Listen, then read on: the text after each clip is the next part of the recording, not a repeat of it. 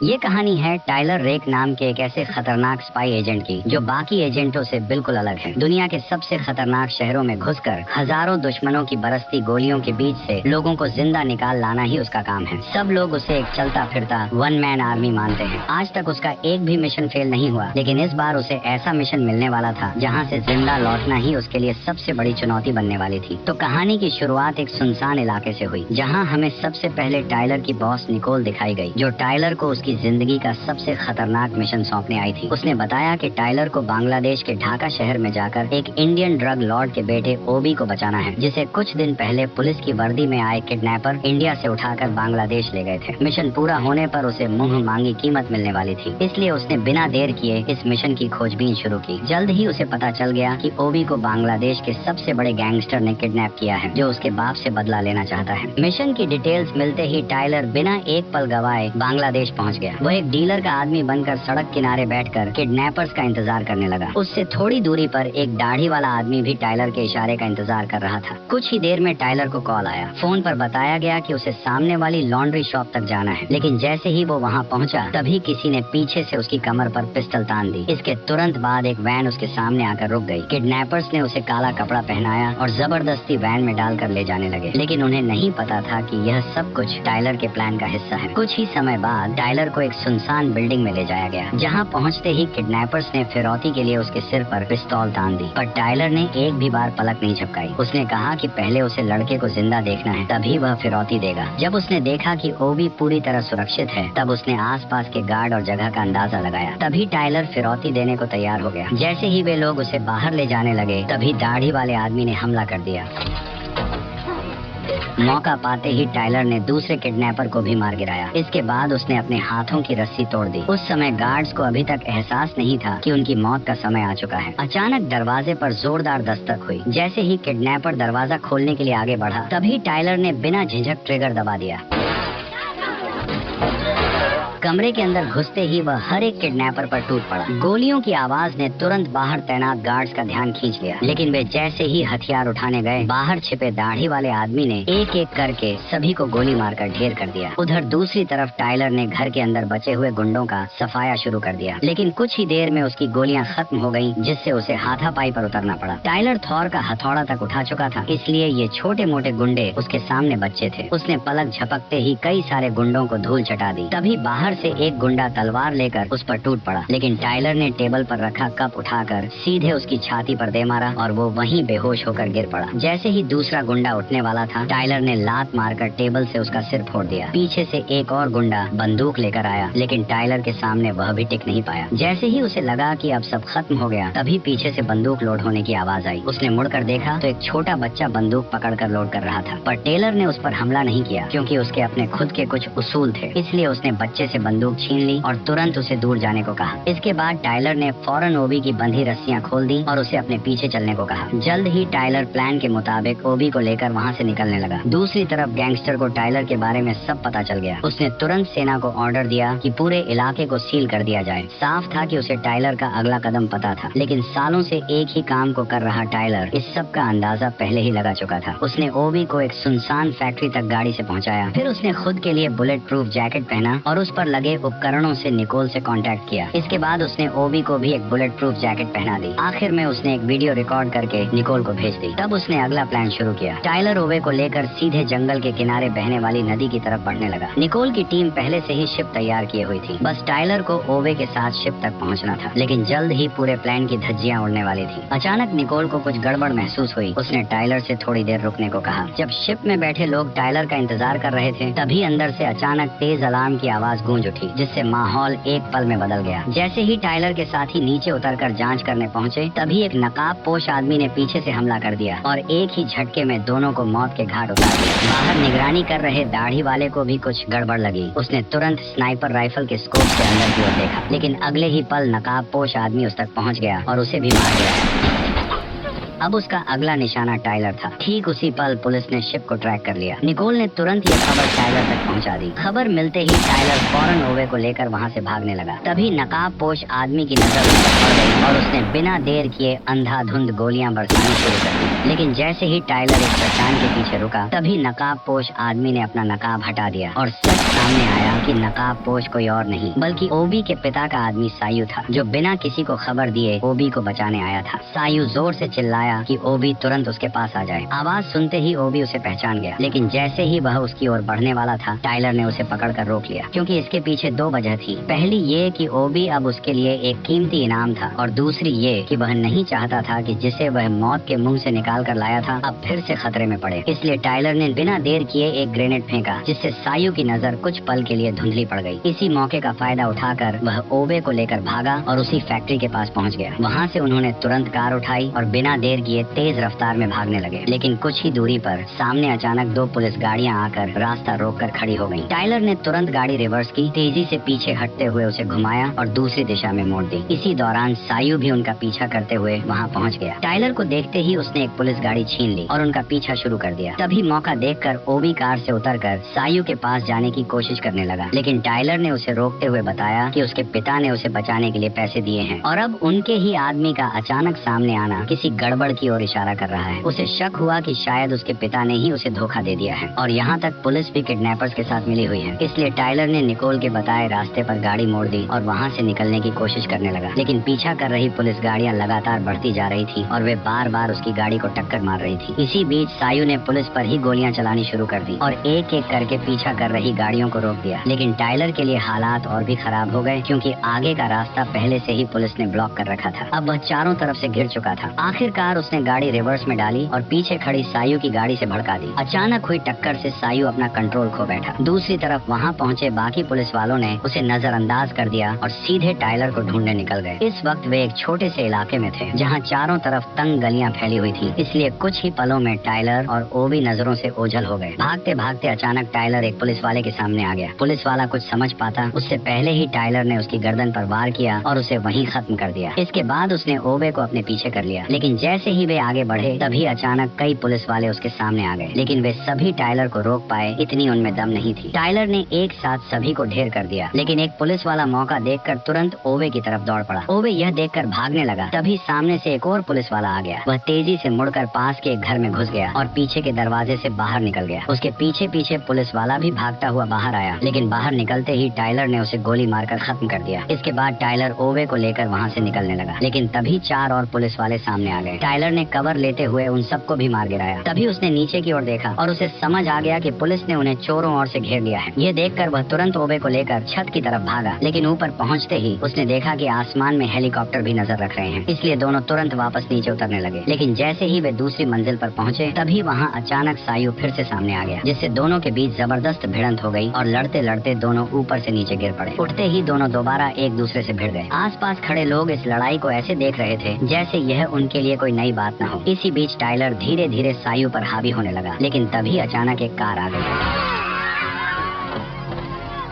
Tyler को गिरते देख सायू तुरंत उठा और जमीन से बंदूक उठाकर टाइलर को खत्म करने के लिए आगे बढ़ने लगा। तभी उसे ओवे की चीख सुनाई दी और वह तुरंत उसकी आवाज की तरफ मुड़ गया। वहां पहुंचकर उसने देखा कि कुछ पुलिस वाले ओवे को पकड़कर ले जा रहे थे। उसने बिना देर किए उन सभी पुलिस वालों को मार गिराया और फिर ओवे को उठाकर वहां से निकलने लगा। लेकिन जैसे ही वह मोड़ तक पहुंचा तभी टाइलर ने ट्रक से उसे टक्कर मार दी। इसके बाद उसने ओवे को तुरंत ट्रक में बैठाया और फिर दोनों वहाँ से तेजी से निकल गए। लेकिन ऊपर उड़ रहा हेलीकॉप्टर लगातार उनका पीछा कर रहा था। जैसे ही वे पुल के नीचे पहुंचने वाले थे तभी टाइलर ने तुरंत एक फैसला लिया। उसने ओवे के साथ चलते ट्रक से छलांग लगा दी। इसके तुरंत बाद ट्रक आगे जाकर तेल के टैंकर से टकराया और जोरदार धमाके के साथ फट गया। उस धमाके से उठे धुएं ने हेलीकॉप्टर की नजर को पूरी तरह भटका दिया और इसी मौके का फायदा उठाकर टाइलर ओवे को लेकर वहाँ से निकल गया। जल्द ही कर्नल को पता चल गया कि वे दोनों अभी भी जिंदा हैं। ये सुनते ही गैंगस्टर ने तुरंत अपने सभी लोगों को टाइलर को मारने के लिए भेज दिया। उधर टाइलर ओवे को लेकर एक पुराने गार्ड रूम में छुपा हुआ था, जहाँ वहाँ ओबे की मदद से उसने अपने घायल हाथ पर पट्टी बांधी। तभी उसे निकोल का फोन आया। उसने बताया कि सायु ओबी के पिता का ही आदमी है और अब उसका पिता पैसे देने से बचना चाहता है, इसलिए उसने सायु को भेजा है ताकि वह टाइलर की नाक के नीचे से ओबी को वापस ले जा सके। निकोल ने यह भी बताया कि इस मिशन में टाइलर के अलावा उसकी पूरी टीम मारी जा चुकी है, इसलिए उसने टाइलर को साफ सलाह दी कि वह ओबी को वहीं छोड़ दे ताकि वह खुद आसानी से दुश्मनों के बीच से निकल सके। लेकिन टाइलर ने साफ मना कर दिया क्योंकि अब वो बुरी तरह फंस चुका था और केवल पैसे न मिलने की वजह से वो एक छोटे से बच्चे की जान जोखिम में नहीं डाल सकता था। टाइलर की यह बात सुनकर आखिरकार निकोल मान गई। उसने कहा कि वह 4 किलोमीटर दूर पुल के पास हेलीकॉप्टर का इंतजाम कर देगी और वहीं से उन्हें बाहर निकाला जाएगा। निकोल की बात मानकर टाइलर रात में ही वहाँ से निकलने लगा। उसने सड़क पर खड़ी एक कार का लॉक तोड़कर उसे खोल लिया, लेकिन जैसे ही वो गाड़ी स्टार्ट करने वाला था, अचानक कुछ गुंडे उसके सामने आकर खड़े हो गए। टाइलर यह देखकर एक पल के लिए चौंक गया कि सामने हथियार थामे गुंडे असल में छोटे छोटे बच्चे थे। वह उन्हें देख ही रहा था कि अचानक उन्होंने बिना कुछ सोचे सीधे उस पर गोलियां बरसानी शुरू कर दी। टाइलर तुरंत गाड़ी के पीछे छिप गया और तुरंत कुछ स्मोक ग्रेनेड फेंक दिए। क्योंकि सामने बच्चे थे इसलिए वह उन्हें मारना नहीं चाहता था। जैसे ही वे पास आए, उसने एक को कार के दरवाजे में फंसा दिया और दूसरे को दरवाजा मारकर दूर गिरा दिया। इन हथियार लिए बच्चों के सामने भी टाइलर पूरी तरह कंट्रोल में था और वह सिर्फ उन्हें रोकते हुए खुद को बचा रहा था। लेकिन बच्चों का उसे जिंदा छोड़ने का कोई इरादा नहीं था, इसलिए सबसे छोटे बच्चे ने तुरंत उस पर बंदूक तान दी। लेकिन इससे पहले कि वह गोली चला पाए, टाइलर ने एक थप्पड़ मारकर बच्चे को जमीन पर पटक दिया। तभी अचानक ऊपर से सरकारी हेलीकॉप्टर पहुंच गया। ये देखकर टाइलर ने देर नहीं की और तुरंत ओवे को लेकर वहाँ से निकल गया। भागते भागते दोनों एक गंदे नाले में कूद गए और किसी तरह बच निकले। फिलहाल वे दोनों खतरे से बाहर थे, लेकिन कभी भी मौत उन तक पहुँच सकती थी, इसलिए टाइलर ने चाहता हुए एक फैसला लिया। ठीक उसी समय सायु को एक कॉल आया जो टाइलर का था। टाइलर ने उसके साथ मिलकर काम करने का फैसला किया ताकि वे ओवे को शहर से बाहर निकाल सकें। जल्दी ही सायु तय जगह पर पहुंच गया। टाइलर ने उसे अपने हथियार दे दिए और हेलीकॉप्टर की लोकेशन भी बता दी। लेकिन वहां तक पहुंचने के लिए उन्हें 2 बैरिकेड पार करने थे, इसलिए टाइलर ने प्लान बनाया कि वह दुश्मनों को भटकाएगा और सायु ओवे को सुरक्षित लेकर आगे बढ़ेगा। दोनों तुरंत इस प्लान पर तैयार हो गए। कुछ ही देर में वे पहले बैरिकेड तक पहुंच गए, जहां बड़ी संख्या में सैनिक चेकिंग कर रहे थे। टाइलर ने बिना देर किए ग्रेनेड लॉन्चर उठाया और सीधे हमला कर दिया।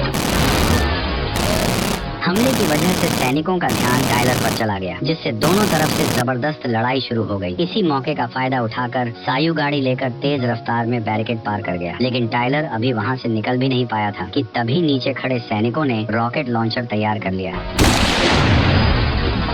दुश्मन तेजी से उसकी तरफ बढ़ रहे थे, लेकिन जो भी सामने आया टाइलर उसे तुरंत खत्म करता चला गया। ऊपर आ रहे सैनिक कुछ ही पल में ढेर होते चले गए। उसी वक्त टाइलर ने सीढ़ियों से सैनिकों की आहट सुनी और तुरंत एक ग्रेनेड निकालकर नीचे फेंक दिया।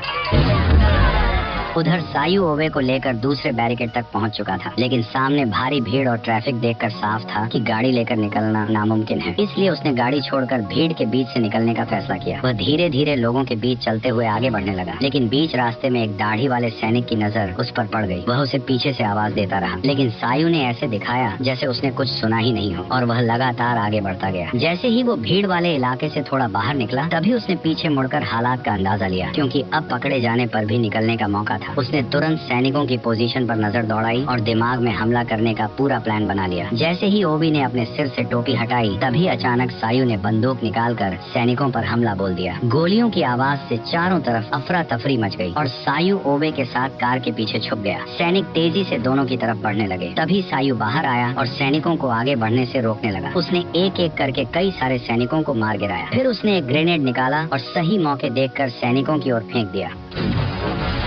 धमाके का फायदा उठाकर वह तेजी से वापस ओवे के पास पहुंच गया। उधर पुल पर हुए धमाके ने तुरंत कर्नल और बाकी अफसरों का ध्यान खींच लिया। उन्होंने बिना देर किए भारी हथियारों से लैस स्पेशल फोर्स को हेलीकॉप्टर से वहां भेज दिया। ये देखकर सायु ने तुरंत ओवे को गाड़ी के अंदर छुपने को कहा और खुद हेलीकॉप्टर पर अंधाधुंध फायरिंग करने लगा। लेकिन सामने से हो रही तेज गोलाबारी के सामने वह ज्यादा देर तक टिक नहीं पाया। वो सिर्फ छिप कर अपनी जान बचाने की कोशिश करता रहा। एक साथ 5 सैनिक 5 बंदूकों के साथ उस पर हमला कर रहे थे, लेकिन जैसे तैसे जान बचाकर सायु एक ट्रक के पीछे छुप गया। कुछ ही देर में हेलीकॉप्टर से स्पेशल फोर्स के जवान सायु के सामने उतर आए और उसे चारों तरफ से घेर लिया। अब हालात यह थे कि सामने स्पेशल फोर्स और पीछे सैनिक थे, जिससे सायु पूरी तरह फंस चुका था। उसने तुरंत टाइलर को मदद के लिए बुलाया, लेकिन टाइलर अभी भी सैनिकों के बीच में फंसा हुआ था। तभी अचानक उसके सामने एक हथियारों से लैस गाड़ी आकर रुक गई। उसमें बैठे सैनिकों ने मशीन गन से टाइलर पर बिना रुके गोलियां चला दी। खुद को बचाने के लिए वह तुरंत पास की सब्जी मंडी में छिप गया। जल्द ही सैनिक गाड़ी से नीचे उतरकर मिलकर उसे ढूंढने लगे। लेकिन तभी टाइलर ने एक फ्लैश ग्रेनेड फेंक दिया, जिससे कुछ समय के लिए उन्हें दिखना बंद हो गया। इसी मौके का फायदा उठाकर टाइलर ने उन पर हमला कर दिया।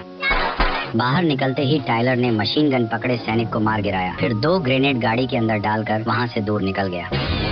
उधर सायु अब धीरे धीरे हार मानने वाला था, लेकिन तभी अचानक टाइलर की बॉस निकोल वहां आ गई और आते ही उसने गाड़ी में से आरपीजी निकालकर हवा में मंडराते हेलीकॉप्टर पर दाग दी और एक ही झटके में हेलीकॉप्टर जमीन पर धराशायी हो गया।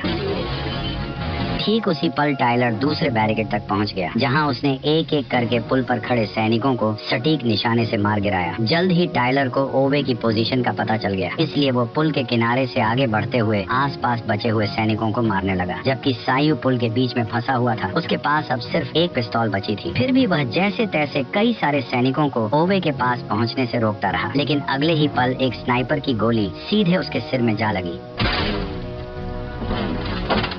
अब सायु हमेशा के लिए शांत हो गया। उधर ओवे पूरी तरह अकेला रह गया था और वह धीरे धीरे छुपते हुए पुल की तरफ बढ़ रहा था। जैसे ही उसे कोई दिखाई देता, वह तुरंत किसी गाड़ी के नीचे छुप जाता। तभी टाइलर की मदद के लिए हेलीकॉप्टर वहां पहुंच गया, लेकिन वह अभी उतर भी नहीं पाया था कि दूर खड़े कर्नल ने अचानक फायर कर दिया और उसकी गोली सीधे को पायलट को जा लगी, जिससे वह वहीं मारा गया। पायलट ने उतरने की बजाय हेलीकॉप्टर को वापस मोड़ दिया। इतने में ही कर्नल ने निकोल के एक और आदमी को मार गिराया। यह देखकर निकोल तुरंत जमीन पर लेट गई और गाड़ी को कवर बनाकर स्नाइपर को ढूंढने लगी। लेकिन कर्नल ने गोली चलाने के बाद खुद को पूरी तरह छुपा लिया और उसका कुछ भी पता नहीं चला। इसी दौरान टाइलर पुल के बीच तक पहुंच गया। ठीक उसी पल स्नाइपर ने भी उस पर निशाना साध लिया। तभी अचानक टाइलर को सायु की लाश दिखी, लेकिन ओवे को ढूंढने की जल्दी में उसने यह नहीं देखा कि सायु को स्नाइपर ने सिर में मारा था। जैसे ही वह खुले हिस्से में पहुंचा, दूर बैठे कर्नल ने तुरंत ट्रिगर दबा दिया।